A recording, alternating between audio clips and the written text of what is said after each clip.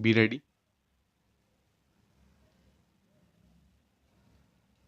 5 seconds.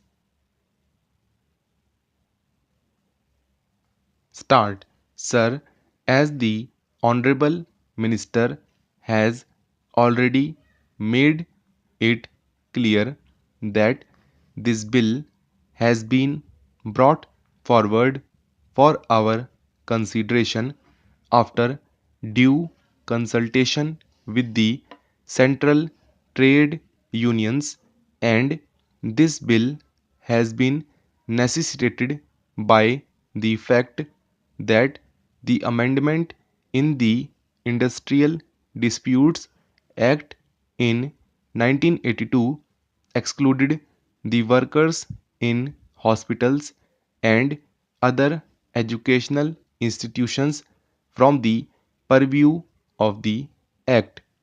This means that a hospital or an educational institution cannot be called an industry, and if it cannot be called an industry, all those who are working in those institutions cannot get the benefit from the Industrial Disputes Act of any kind. So, naturally, something has to be done for all those employees of such institutions for the redressal of their grievances. It is exactly for this that this bill has been brought before us for our consideration. As regards this bill, there is a provision for setting up of a grievances redressal authority and appellate authority in all establishments for the redressal of industrial disputes. As regards the collective grievances, management councils are proposed to be there. Naturally, this has to be done by employers or by those who actually are managing those institutions.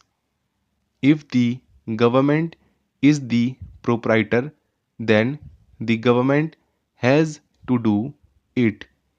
If it is a private hospital or a private educational institution, whoever is the employer has to do it, and doing it has been made statutory.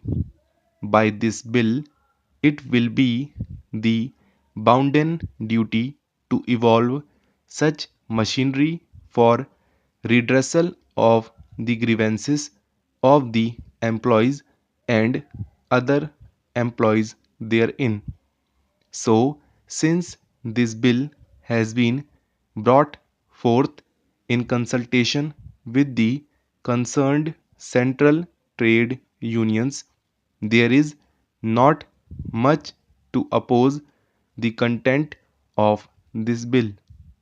We can, of course, earnestly hope that, as contemplated in the bill itself, very soon these appellate authority or grievance redressal authority or management council will be established in all such institutions, so that all those who are working therein may be able to get their genuine grievances redressed. As a matter of fact, last year our CGHS doctors went on strike in Delhi. Similarly, the PCMS doctors in Punjab also went on agitation. Somehow, these doctors, whether it is this state or that state have been agitating and going on strike. Why do they go on strike? As a matter of fact, they do not enjoy the right to strike, just as university teachers, about whom I made a special mention today only. Again, they are going to agitate. Why do they go on strike? Although they do not have the right to strike, why do they go on strike? That is what I am saying. You listen to me.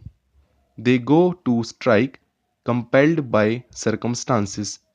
When they are not able to get justice, economic and social, due to them, then whether you give them the right to strike or not, whether it is on the statute books or not, the workers, the wage earners, must take the action ultimately. You cannot check them, and you have not been able to check them. After all, you have to come to terms with them. An agreement was signed, an accord was there in the case of university teachers, but that accord has not been implemented as yet.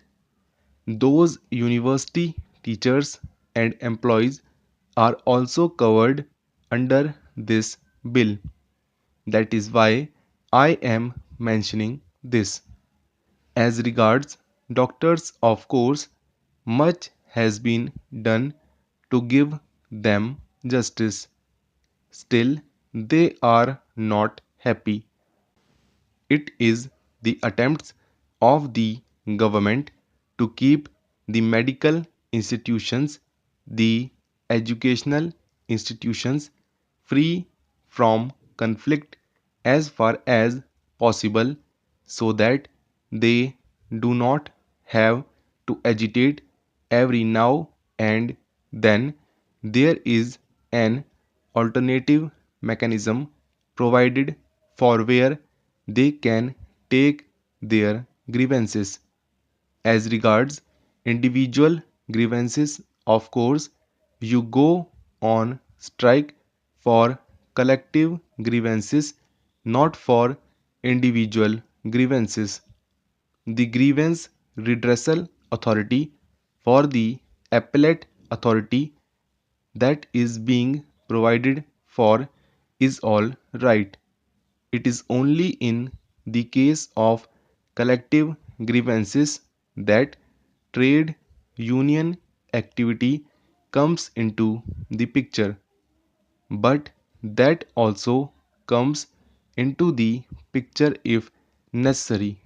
Otherwise, if the collective grievances can also be met through negotiations, through arbitration, and in other ways, then the question of direct action may not arise at all.